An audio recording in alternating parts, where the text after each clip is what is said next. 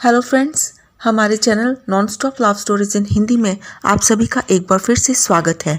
मैं ऋतु आप सबके लिए एक और नई कहानी के साथ। दोस्तों, स्टोरी स्टार्ट करने से पहले आप सभी से रिक्वेस्ट है कि हमारे channel non stop love stories in Hindi को लाइक, सब्सक्राइब और शेयर करना ना भूलें। इससे हमें एक बार फिर हिम्मत मिलती है आप सबके लिए एक और नई प्यारी सी स्टोरी लाने की। दोस्तों, आप सभी हेडफोन्स लगा लें और इस स्टोरी का मज़ा आराम से लें। मेरा दावा है कि ये स्टोरी आपके दिल को छू लेगी। मैंने सुना है कि इंसान जैसा सोचता है उसके साथ वैसा ही होता है, इसलिए इस चैनल पर हम आप सभी के लिए लव स्टोरीज लेकर आते हैं। दोस्तों, ये कहानी एक सच्ची घटना पर आधारित है। इसके सभी पात्रों का नाम काल्पनिक रखा गया है। अब स्टोरी। आज की स्टोरी का नाम है बाजीगर। दोस्तों, मेरा नाम प्रिया है। मैं 16 साल की हूँ। हम एक बहुत गरीब परिवार से हैं। मेरी माँ नहीं है, मेरी माँ पहले ही चल बसी, और जो मेरे पापा हैं उन्होंने दूसरी शादी करवा ली। मेरे पापा पैर से थोड़े से लंगड़ा के चलते हैं। मेरी दूसरी मम्मी जो है वो मेरे पापा के साथ ही रहती हैं और हमारे घर से थोड़ी दूरी पर है, दूसरे गांव में है। हम लोग उत्तर प्रदेश में रहते हैं। मैं अपनी दादी के साथ रहती हूँ। मेरी दादी सब्जी बेचने का काम करती है। मैं 8th क्लास पास हूँ और देखने में सुंदर हूँ, ये सभी लोग कहते हैं। मेरी दादी का हाथ मैं हर काम में बटाती हूँ। मेरी दादी जो है वो हमारे साथ वालों से सब्जी लेती है। जो हमारे साथ वाले अंकल हैं उनके पास 2 बेटे हैं। जो पहला बेटा वो 20 साल का है, उसकी शादी हो चुकी और उनके 2 बच्चे हैं। और जो छोटा बेटा है उसका नाम साहू है, वो 18 साल का है। वो अपने छोटे बेटे के साथ रोज़ सुबह 3 बजे जाते हैं सब्जी मंडी, जहाँ से होलसेल पे सब्जी लेके 5 बजे तक वो वापस आ जाते हैं। और जो मेरी दादी है वो 6 बजे उनसे होलसेल पे सब्जी लेके मार्केट में रिटेल प्राइस में हम लोग बेचते हैं। जो वासु और उसके पापा हैं, उसके बड़े भाई भी हैं, उनकी बहुत बड़ी सब्जी की दुकान है, जिस दुकान के पास ही हम लोग अपनी सब्जियां लगाते हैं। पर हम लोग थोड़ा नीचे लगाते हैं, एक फट्टे के ऊपर, और ऐसे ही हम लोग लोगों को रिटेल में देते हैं। हमारे मतलब मेरी दादी और मेरे संबंध उन फैमिली के साथ, अंकल की फैमिली के साथ बहुत अच्छे हैं। वो हमारे पड़ोस में ही रहते हैं। मेरी दादी कभी कभी खीर बनाती है, तो जब मैं खीर लेके जाती हूँ तो ये जो वासु है ना, ये मेरे हाथ से खीर खींच लेता है, छीन लेता है। उसके बाद में अकेला ही खाता है। लेकिन जब वासु नहीं होता तो मैं उनकी मम्मी को ये दे देती हूँ, वासु की माँ को खीर दे देती हूँ, और वो लोग बड़े खुशी से खाते हैं, मेरे से थोड़ी बातें भी करते हैं। तो जो मैं और वासु हैं वो बचपन से ही अच्छे दोस्त हैं। हम दोनों बचपन से साथ खेले हैं और अब एक दूसरे को पसंद भी करते हैं। ये तो हमारा थोड़ा आसपास का भी था। अब मैं आपको अपने बारे में थोड़ा सा बता देती हूँ कि मेरी उम्र 16 साल की है। मैं अक्सर अपनी माँ को बहुत याद करती हूँ और अपनी दादी से पूछा करती हूँ, दादी मेरी माँ की डेथ कैसे हुई, मेरी मम्मी मरी कैसे और दिखती कैसे थी। मेरी दादी पहले पहले तो टाल देती थी, लेकिन अभी उन्होंने बताया हाल ही में, कहती जो तेरी माँ थी वो देखने में बहुत खूबसूरत थी, तेरे जैसी थी। तो मैं थोड़ा हंस पड़ी। फिर कहती उनकी जो मौत हुई थी वो ऐसे हुई थी कि काफ़ी दिनों से वो बीमार चल रही थी। उनको एक हॉस्पिटल में दिखाया, छोटा हॉस्पिटल था, जिसमें डॉक्टर्स ने उनके पहले टेस्ट लिए, तो फिर थोड़ी देर में उन्होंने 3 दिन में बताया कि इनको डेंगू फीवर है। जो मेरी मम्मी थी उनको डेंगू फीवर था, उनका इलाज चल रहा था। लेकिन एक दिन वो ऐसे सोई कि दोबारा कभी नहीं उठी। तो उन्होंने मुझे उनकी फ़ोटो दी दादी ने, तो वो देखने में बिल्कुल मेरे जैसी थी। तो देखने में दादी कहती है बिल्कुल तेरे जैसी सुंदर है ना। मैं शर्मा गई। और अब मैं अपने पापा के बारे में बताती हूँ और उनकी बीवी मेरी मम्मी के बारे में बताती हूँ, सौतेली माँ के बारे में। जो मेरे पापा हैं वो हमारे घर में कभी कभी आते हैं। मैंने आपको पहले ही बता दिया था, वो एक पैर से लंगड़ाते हैं। तो मेरी दादी के पास वो आते हैं। उनकी जो वाइफ है, जो मेरी सौतेली माँ है, वो भी आती है। उनके पास 3 बच्चे हैं। पहला जो है राजू है, 10 साल का। दूसरा बेटा जो है उसका नाम सोनू है, 6 साल का। और तीसरा जो बेटा है उसका नाम है रिंकू, वो है 3 साल का। ये सभी मेरे से छोटे ही हैं। तो उनकी माँ अक्सर हमारे घर में आके बस एक ही ज़िद करती है कि मुझे ये आप लोगों का घर बेचना है। लेकिन जो मेरी दादी है वो कहती है जब तक मैं ज़िंदा हूँ तब तक ये बातें सोचना भी मत। तो इस बात से वो मेरी सौतेली माँ चुप हो जाती है। अब मैं अपने बारे में थोड़ा बता दूँ आपको कि हम लोग किस तरीके से रहते हैं। जो वासु है उसके पास एक मोटरसाइकिल है, तो हमारे घर के सामने एक बड़ा मैदान है, तो मैं और वासु काफ़ी मतलब मोटरसाइकिल पे बाजीगिरी करते हैं, कभी कुछ करते हैं, कभी खड़े हो जाते हैं, ऐसे स्टंट वगैरह हम लोग बहुत करते हैं। हम लोगों को सभी लोग देख के ताली बजाते हैं, हमारे अपने जो दूसरे दोस्त लोग हैं। तो ये हम 2 साल से करते आ रहे हैं। कभी मोटरसाइकिल पे खड़े हो जाते हैं, कभी मैं उसके कंधे पे बैठ जाती हूँ। मतलब हमें बहुत अच्छा लगता है ये सब करना, राउंड्स लगाते रहते हैं। तो एक बार की बात है, ये है दशहरा आने से थोड़ी देर पहले की जो बात होती है ना, मेले जो होते हैं ना, ये तब की बात है। 2004 की बात है ये, अक्टूबर दशहरे के आसपास जो मेले लगते हैं उस टाइम की बात है। तो वासु को एक काफ़ी अच्छी ऑफ़र आई, जो हम गरीब लोगों के लिए बहुत बड़ी बात है। 10,000 उसको मिलने थे और दशहरे के समय में। तो उसके परिवार को भी ये पता चला कि हाँ इसको 10,000 मिल रहे हैं, पर अभी तक काम किसी को पता नहीं था। फिर शाम को एक आदमी आया, उसने काम बताया कि इसको ना मोटरसाइकिल चलाना है, तो मौत के कुएं में। हमने सुना कि ये करतब करता है, तो इसके साथ एक लड़की भी है। तो वहाँ पर मैं थी उस टाइम, तो उन्होंने कहा ये है लड़की वो। उन्होंने मुझे देखा तो कहते अगर आप भी चाहो तो चल पड़ो। तो लेकिन उन्होंने मुझे कोई पेमेंट नहीं बताई, पेमेंट सिर्फ वासु को ही बताई थी कि 10,000 मिलेंगे। मैंने भी खुशी खुशी मैंने कहा मैं दादी से पूछ के आती हूँ। मैंने दादी से पूछा, दादी कहते चले जाना। तो हम लोग जो थे, हम लोग बड़े खुश थे कि आज शाम को हमने मेले पे जाना है। तो जो वासु था ना, वो शाम होने से पहले ही दोपहर को मेरे पास आया। उसने पिंक कलर का सूट मेरे लिए लाया था, जो मुझे बहुत ही ज़्यादा खूबसूरत लगा। तो दादी ने जब वो पिंक सूट देखा कि हाँ वासु लेके आया, तो दादी ने क्या किया, ऐसे बोली कि देखो देखो इसके पास कोई बहन नहीं है ना, तब ये मतलब इतना तेरे को करता है, तेरे लिए सूट लेके आया है। और चाय बनाने चली गई वासु के लिए। वासु मेरे पास आके बोलता हो धीरे से, कहता दादी ये सोचती है कि इसके पास बहन नहीं है, ये नहीं सोचती कि इसके पास बीवी नहीं है। और मेरी हंसी छूट गई। मैंने कहा चल पागल बेवकूफ़। तो दोस्तों शाम को जब मैं तैयार होने लगी, तो 6 बजे से पहले हमें जाना था ना मेले पे। ये 8 बजे वैसे शुरू होता है ये करतब, लेकिन हम लोगों को पहले ही जाना था, सब कुछ देख लेना था, हमने मेला भी देखना था थोड़ा सा। तो जब मैं जाने लगी तो दादी ने पहले से ही तैयार करके रखा हुआ था एक कैपरी फौजी कलर की और एक ग्रीन कलर की टी शर्ट थी, टाइट थी काफ़ी। तो मेरे ऊपर बहुत अच्छी लग रही थी। सब लोगों ने दादी ने मुझे कहा पहन के आ, तो जब मैंने पहना तो सब लोग कह रहे थे आज बहुत सुंदर लग रही है, मुझे बहुत अच्छा लग रहा था। तो दादी ने मेरे बाल भी बनाए उस टाइम, काफ़ी टाइट पोनी बनाई, और मेरे चेहरे पे उन्होंने पूरा मेकअप किया, बहुत ही अच्छा मेकअप किया।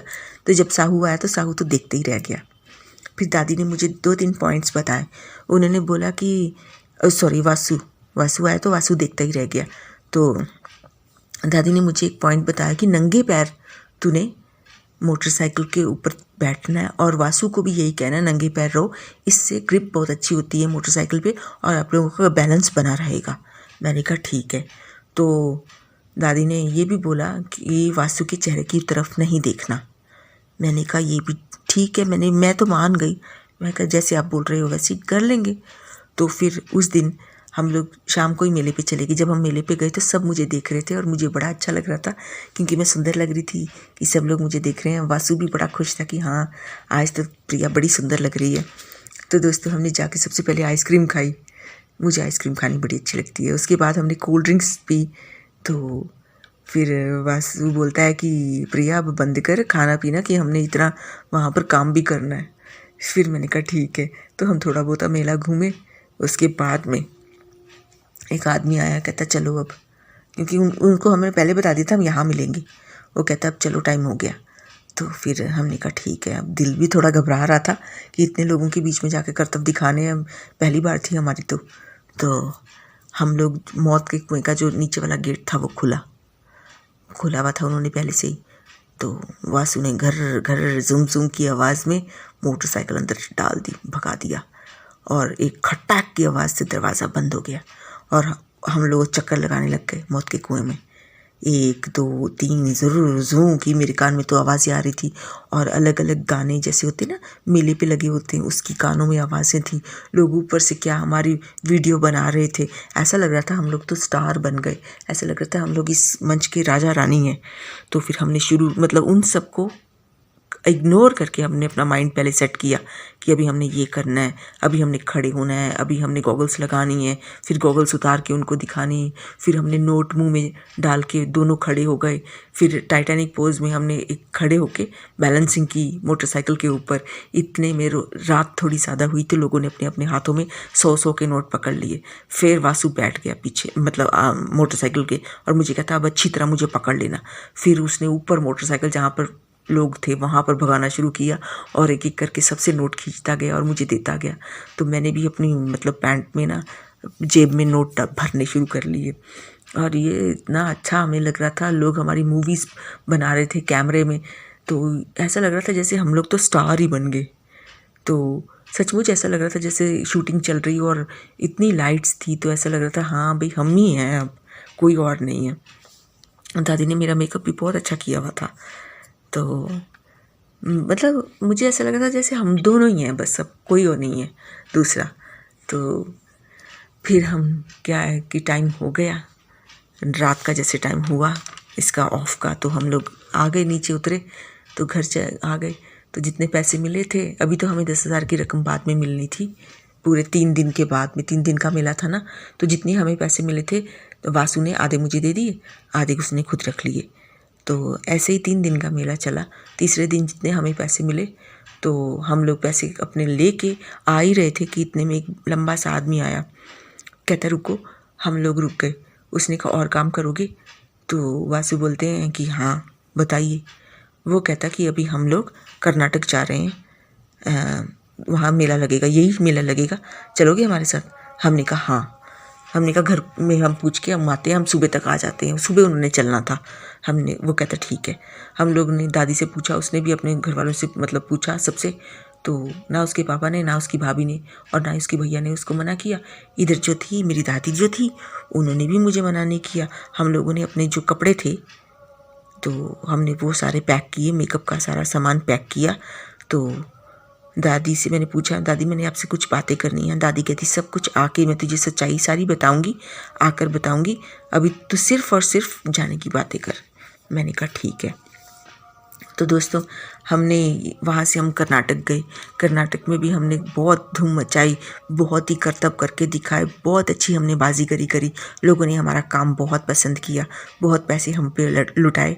तो कर्नाटक के बाद हम जो दूसरे प्रांत थे मतलब डिस्ट्रिक्ट थे, उधर भी हम लोग गए, जैसे केरला हुआ, चेन्नई हुआ, एमपी हुआ। ऐसे ही पूरा कारवां हमारा जो था वो निकलता गया और हम लोग काम करते गए। जो मेले में जो खाना बनाने वाले कर्मचारी थे वो अलग थे, लाइट्स लगाने वाले कर्मचारी वो अलग थे, झूलों वाले अलग थे, पर सभी मिल के रहते थे। और जो खाना बनाने वाले थे वो सभी से एक जैसे कि दिन का 200 ले लेना, ऐसे सभी से लेते थे और खाना टाइम पे देते थे। हम लोग सुबह का खाते थे और सिर्फ हम लोग शाम का खाते थे। शाम का भी जब हमारा शो ख़त्म हो जाता था तब उसके बाद ही हम लोग खाना खाते थे। तो ऐसे ही करते करते हम लोगों ने हर प्रांत पे अपने झंडे गाड़े। अपना जो हमने जो क्या बोलते हैं, अपना काम हमने बहुत ही अच्छा किया। तो हमें तो ऐसा लग रहा था जैसे अब हम लोग मतलब स्टार बन चुके हैं। ऐसा ही लग रहा था जैसे कि शूटिंग चलती है, लोग हमारी मूवीज़ बना रहे हैं, हम बहुत बड़े स्टार बन गए हैं, ऐसा कुछ फीलिंग ऐसी आती, जोश भर जाता। फिर हम लोग और अच्छी तरह स्टंट करते, लोग इतना इतना पैसा लुटाते, बहुत ही ज़्यादा अच्छा लग रहा था। फिर उसके बाद में हमने पूरा 10 लाख कमाया वहाँ से। उसके बाद में जो दिवाली थी वो आ गई और फिर हम लोग सब घर को, ये पूरा कारवां जो था अपने अपने रास्ते पे हो गया। जिसने जहाँ जाना था उसने वहाँ का रास्ता पकड़ लिया। तो फिर मैं और वासु घर भी आ गए फिर काफ़ी दिनों बाद। तो सबने पूछा काम कैसा चला, हमने कहा अच्छा चला। तो वासु ने जो थी मेरी जो 5 लाख जो मेरा बनता था उसने मुझे बैंक में डलवा दिया, मेरे बैंक में, और जो बाकी 60,000 था वो मैंने अपनी दादी को दे दिया। फिर दादी से बैठ के मैंने बात की। मैंने कहा दादी सच सच बताना, ये सब आपने पहले से कपड़े रखे हुए थे, आपने मेकअप आपको पता था ऐसा करना है, आपने मुझे ये भी बताया कि नंगे पैर चढ़ना है मोटरसाइकिल के ऊपर, जितने करतब करने नंगे पैर करने हैं, और आपको इतनी सभी बातों का कैसे पता था। फिर दादी ने मुझे बताया, कहती जो तेरी माँ की डेथ हुई ना, वो तेरी माँ जो थी वो बाजीगर थी, जैसे तू बाजीगर है, वासु बाजीगर है, वैसे तेरी माँ और तेरे पापा भी बाजीगर थे। एक बार जो थी तेरी माँ ने तेरे पापा का जो फेस था वो एक बार देख लिया, उसके बाद ही उसका एक्सीडेंट हुआ। उस एक्सीडेंट में वो मर गई और तेरे पापा के पैर पे चोट लग गई। तो ऐसे वो लोग अलग हो गए, लेकिन तेरी माँ चाहती नहीं थी कि तेरे पापा के पीछे कोई और लड़की बैठे। तेरे को कहती पैदा हुए अभी बस 2 ही साल हुए थे और वो लोग फिर बाजीगरी करके गए और इस बार वो बची नहीं। फिर मतलब हम लोगों को थोड़ा मतलब मुझे दुख हुआ कि हाँ मेरी माँ एक बाजीगर थी और मतलब बाजीगरी करते करते उसकी ऑन द स्पॉट डेथ हुई है। एक्सीडेंट हुआ है कि वो पहले उसको फीवर, जैसे दादी ने बताया, कोई डेंगू फीवर से नहीं मरी। ऐसे ही फिर एक और हुआ यहाँ पर मेला लगा, वो फिर उस मेले पे हम लोग गए। तो उस मेले पे जब हम गए तो आखिरी जो हमारे दिन था उसमें मैंने क्या देखा कि वासु का चेहरा मैंने देख लिया, जो दादी ने मुझे मना किया था स्टंट करते टाइम। तो चेहरा जब मैंने देखा तो मुझे वासु के बाल उड़ते हुए बेहद खूबसूरत लगे और मैं वासु को देखती रही। इतने में मतलब मेरा ध्यान बिल्कुल ही टूट गया और उसके बाद मैं एकदम घबरा गई कि अब कुछ हो ना जाए। तो मैंने एकदम बैठ गई और मैंने वासु को पीछे से ज़ोर से पकड़ लिया। वासु कहता क्या हुआ? मैंने कहा चलो बस सब ख़त्म। उसके बाद हम लोग, वासु ने भी अपना मोटरसाइकिल नीचे उतारा मौत के कुएं से और सीधा हम लोग घर गए। वासु ने वहाँ पूछा क्या हुआ? मैंने कहा तेरा चेहरा मैंने देख लिया था। तेरा चेहरा देखने के बाद मेरा दिमाग ही घूम गया कि अब मैंने कहा मतलब मेरे से बैलेंस भी नहीं हो पा रहा था। फिर नहीं, जब मैंने तेरा फेस देखा ना, फिर मेरे से कुछ नहीं हो पा रहा था। फिर मैं उसमें अपनी भावनाओं में आ गई थी। मेरे को बस इतना सुंदर चेहरा लग रहा था कि हवा में उड़ते हुए बाल, और मतलब मैं सब कुछ ही भूल गई थी। फिर दादी ने हम दोनों को बिठाया, चाय पिलाई और दादी ने फिर मेरे से एक प्रॉमिस लिया। कहती कि प्रिया अब मुझसे एक वादा कर। मैंने कहा क्या? कहती कि अब मैं तेरी शादी करने जा रही हूँ वासु के साथ, तू बस दोबारा ये बाजीगरी नहीं करेगी, तू छोड़ देगी। अब मैं नहीं चाहती कि तेरी माँ जैसे तू भी मर जाए बाजीगरी करते करते। कहती देख तेरे बाप की भी पैर ऐसे ही ख़राब हुआ है। तो कहती तेरी माँ भी चल बसी, पूरा फैमिली ख़राब हुआ है। तो कहती तू नहीं ऐसा काम करेगी। तो मैंने और वासु ने, जो हमारी दादी थी, हम लोग उसकी बात बहुत मानते थे। उसने वादा मांगा और हमने खुशी से वादा कर दिया कि हाँ दादी हम दोबारा ऐसा कोई काम नहीं करेंगे। फिर दादी ने हमारे मतलब थोड़े दिनों बाद शादी करा दी। तो शादी के लिए वो भी मान गए। उनमें से किसी को ऐसा नहीं था कि इनकी शादी नहीं होनी चाहिए, सभी माने हुए थे हाँ होनी चाहिए, कि दोनों एक दूसरे को पसंद करते हैं। और मेरे बाबा ने भी कुछ नहीं बोला। मेरा पापा बोलता है कि हाँ ठीक है अगर शादी हो रही है तो। और शादी के बाद हम लोग आराम से रहे दादी के साथ। तो दोस्तों ये थी मेरी कहानी। और आज मेरे पास 2 बच्चे हैं मेरे पास। एक का नाम है साहू, वो 8 साल का है, और एक राही है मेरी बेटी, वो है 6 साल की। 2 बच्चे हैं मेरे पास। तो आई होप ये कहानी आपको अच्छी लगी होगी। तो आपको पूरा एंटरटेनमेंट किया होगा इस कहानी ने। तो दोस्तों ये थी आज की हमारी कहानी। आई होप ये कहानी आपको अच्छी लगी होगी, आपको एंटरटेन इस कहानी ने पूरा किया होगा आपकी एंटरटेनमेंट के लिए। और नई स्टोरीज़ हम आपके लिए लाते रहेंगे। दोस्तों अगर ये कहानी आपको अच्छी लगी हो तो लाइक, सब्सक्राइब और शेयर करना प्लीज़ ना भूलें। आप कहानी सुनते हैं और चले जाते हैं, लाइक नहीं देते यार मेरे को, प्लीज़ लाइक भी करो। तो हम आपसे दोबारा मिलते हैं एक न्यू स्टोरी के साथ, एक नए जोश के साथ। आई होप आपकी सराउंडिंग्स हमेशा लव से भरी रहें, आपके आसपास हमेशा आपके अच्छे लोग रहें, आपको ज़िंदगी में सब कुछ मिले। God bless you. Thank you so much. Bye bye bye.